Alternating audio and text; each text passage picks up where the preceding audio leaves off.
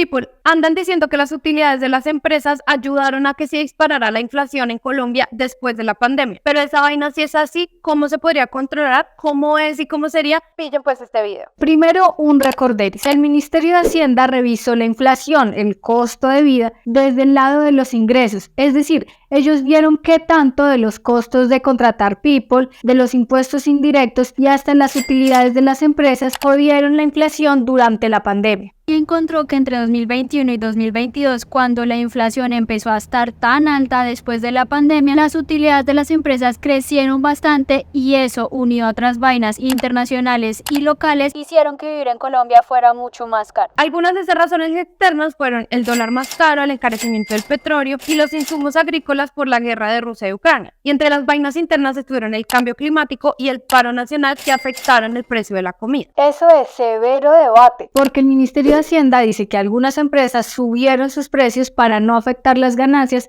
al tener que asumir más sobrecostos que generó la pandemia y que eso generó inflación. Pero otra people experta dice que ese sería solo un factor pequeño de la inflación y que las otras razones serían más fuertes. Como por ejemplo los famosos choques de demanda, o sea que la people tenía plata para gastar después de la pandemia o que endeudarse era mucho más barato porque las tasas de interés estaban más bajas. Es decir, había mucha más plata rondando por la economía y eso junto a otras razones hizo más caro vivir. Pero bueno, vayamos al grano. En caso de que las ganancias de las empresas sí hayan subido lo suficiente para afectar la inflación en Colombia, ¿cómo podríamos revertir esos efectos? Hay varias herramientas que el mismo Minhacienda expone citando a varios expertos internacionales, como por ejemplo ponerle impuestos a las ganancias extraordinarias, que es algo que ya se ha implementado en Colombia, y aumentar la competencia, es decir, quitar regulación o vainas que dificulten la creación de nuevas empresas que aumenten la competencia en el mercado. Pero como les decíamos, otra people experta y los mismos empresarios dicen que la inflación se generó por factores de demanda principalmente. O sea que la people quería comprar más de lo que producía o vendía el país en medio de la coyuntura de la pandemia y eso elevó los precios. Y para eso la medicina que más funciona es subir las tasas de interés o mantenerlas altas durante un tiempo